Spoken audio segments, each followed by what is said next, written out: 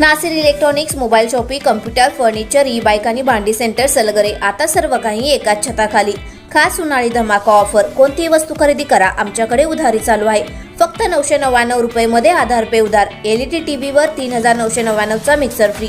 Mobile खरेदीवर 1999चा Bluetooth headphone free. Fridge खरेदीवर 3999चा mixer free. Furniture खरेदीवर 1999ची इस्त्री फ्री. जुना मोबाईल, टीव्ही, फ्रीज आणून द्या, नवीन घेऊन जा. Exchange offer. लग्न समारंभासाठी लागणारी सर्व प्रकारची भांडी, furniture, sofa set, LED TV, fridge, washing machine खरेदीवर 20% सूट. यासह अन्य ऑफरसाठी एक वेळ अवश्य भेट द्या.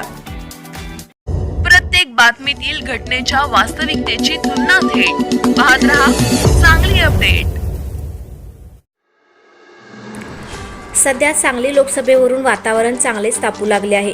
त्यातच गेल्या वर्षभर विशाल पाटील यांची उमेदवारी जवळपास निश्चित असताना ऐनवेळी हा मतदारसंघ शिवसेनेच्या ठाकरे गटाला मिळाला असल्याचा दावा करत चंद्रहार पाटील यांची उमेदवारी जाहीर करण्यात आली व सर्वसामान्यपणे मातोश्रीवर जाऊ न शकणाऱ्या कार्यकर्त्याला थेट चंद्रहार पाटील यांना प्रवेश कसा मिळाला व प्रवेश मिळून उमेदवारी कशी जाहीर झाली, हा सर्व चर्चेचा विषय बनला आहे.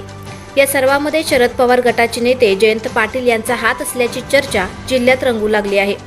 सध्या विशाल पाटील यांना काँग्रेसकडून लोकसभेची उमेदवारी मिळाल्यास त्यांचे भविष्यातील जयंत पाटील यांच्या राजकारणावरही गंभीर परिणाम होण्याची चिन्हे आता स्पष्ट आहेत.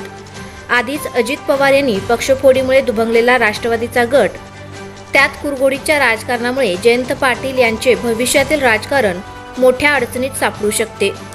सध्या काँग्रेस मात्र एकसंघपणे विशाल पाटलांसाठी रान तापू लागल्याचे पाहायला मिळत आहे. यामुळे सर्वत्र सध्या तरी अलबेल वातावरण आहे.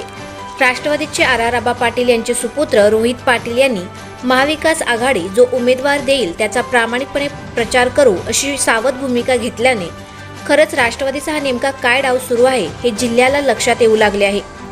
एकंदरीत आज या गोष्टीवर शरद पवार यांनीही आपली भूमिका स्पष्ट केली असून मित्रपक्षाला विचारात न घेता शिवसेनेने ही उमेदवारी जाहीर केली असल्याचे सांगितले. कोणत्याही स्थितीत काँग्रेस मतदारसंघ सोडणार नाही अशी भूमिका विश्वजित कदम यांनी घेतल्यामुळे काँग्रेस गट चांगलाच रिचार्ज झाला आहे. मात्र या सर्व खेळांमध्ये जयंत पाटील यांचे नाव राजकीयदृष्ट्या खराब झाले असल्याचे राजकीय जाणकार मत व्यक्त करत आहेत.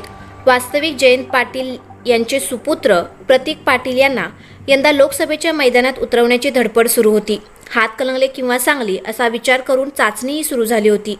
त्यामुळेच हा सर्व गोळ घालून विशाल पाटील यांना कसा ब्रेक लावता येईल हा विचार करून हा सर्व पराक्रम झाल्याचे बोलले जात आहे.